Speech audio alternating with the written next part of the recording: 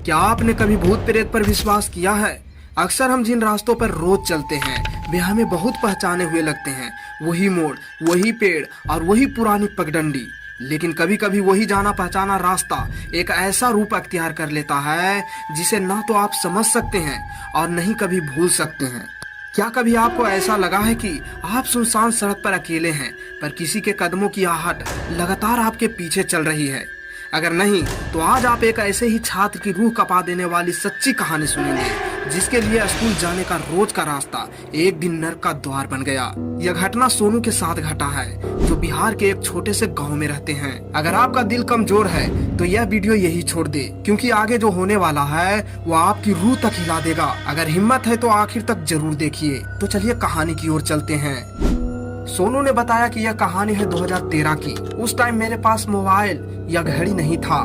मैं एक छोटे से गांव में रहता था, जहां से शहर की दूरी लगभग 9 किलोमीटर थी। रोज की तरह उस दिन भी मैं पढ़ाई के लिए घर से निकला। सुबह की कड़कड़ाती ठंड थी और चारों तरफ घना कोहरा छाया हुआ था।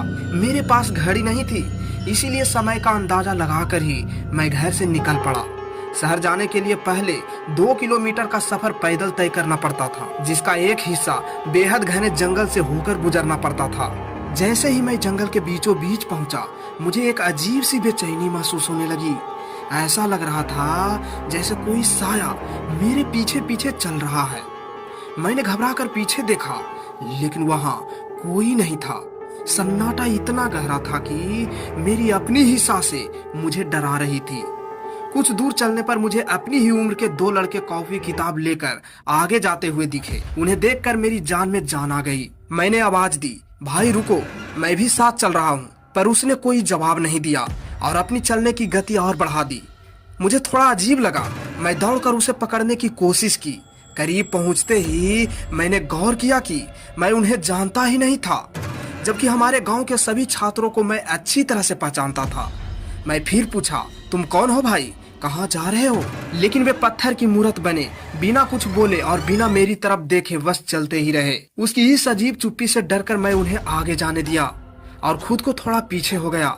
तभी अचानक मेरे कान के पास किसी ने कुछ फुसफुसाया। मैं चौंक कर देखा, पर वहाँ सन्नाटे के सिवा कुछ नहीं था। देखते ही देखते हवा में सड़े हुए मांस की भयानक दुर्गंध फैलने लगी और अजीब सी रहस्यमयी आवाजें गूंजने लगी। तभी रास्ते में मुझे एक बुजुर्ग महिला मिली। उसका चेहरा पीला पड़ चुका था और आंखों में गहरा खौफ था। वह कांपती आवाज में बोली, बेटा, मेरे 2 बेटे इसी रास्ते से पढ़ने के लिए निकले थे, पर अब तक घर नहीं लौटे। क्या तुमने उन्हें देखा है?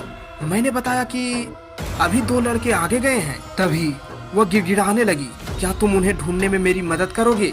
तुम इस पगडंडी से जाओ, मैं दूसरी तरफ से आती हूँ। डर के बावजूद मैंने उस लाचार बुजुर्ग महिला की मदद करने की ठानी। उसने जो रास्ता बताया वह बेहद संकरा और भयानक था। कुछ दूर जाते ही मुझे एक जर्जर झोपड़ी दिखी।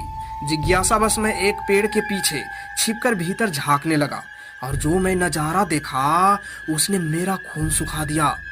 वही बुजुर्ग महिला अब एक भयानक चुड़ैल का रूप ले चुकी थी। डर की बात तो अब शुरू हुई। वह झोपड़ी के फर्श पर पड़े एक मानव सब हो या फिर कोई जानवर हो, अपने लंबे नुकीले नाखूनों से नोच नोच कर खा रही थी। उसका चेहरा खून से लथपथ था और उसकी आंखें आग की तरह जल रही थी। डर के मारे मैं थर थर कांपने लगा।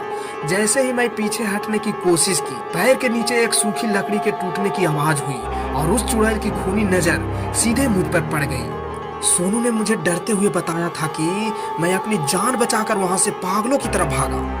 भागते भागते मैं मुख्य सड़क पर पहुंच गया, जहां बसें रुकती थी। लेकिन अजीब बात यह थी कि वहां न तो कोई इंसान था और न ही कोई बस। तभी मैंने देखा कि बस स्टॉप पर वही भयानक महिला बैठी थी। इस बार वह पहले से भी ज्यादा खौफनाक लग रही थी। वह चिल्लाई, अब तुम भी यही रहोगे। मैं वहां से भागना चाहता था, पर मेरे पैर जैसे जमीन में हमेशा के लिए जम गए थे। तभी अचानक एक ऑटो वहां आकर रुका।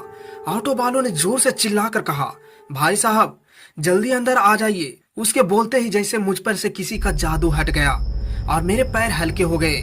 मैं तुरंत छलांग लगाकर ऑटो में बैठ गया। ऑटो वालों ने हैरानी से मुझसे पूछा, इतनी रात को आप यहाँ अकेले क्या कर रहे हैं? मैंने हकलाते हुए कहा, रात भाई, अभी तो सुबह के 7 बज रहे हैं, मुझे ट्यूशन जाना है। यह सुनकर ऑटो वालों ने मुझसे कुछ बोले बिना मुझे अपनी घड़ी दिखाई। घड़ी में रात के 12 बज रहे थे। यह देखकर मेरा सिर चकराने लगा था।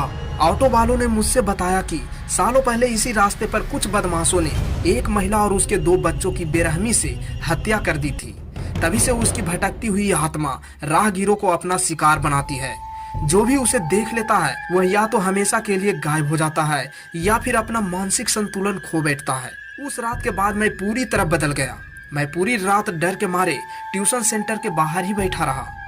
उस दिन के बाद मैं कभी समय देखे बिना और अकेले घर से निकलना बिल्कुल बंद कर दिया। याद रखिए, जिन रास्तों पर हम रोज चलते हैं, कभी कभी वे रास्ते हमें पहचान लेते हैं और फिर वे हमें ऐसी अनजान जगह ले जाते हैं जहां से वापस आना हर किसी के बस में नहीं।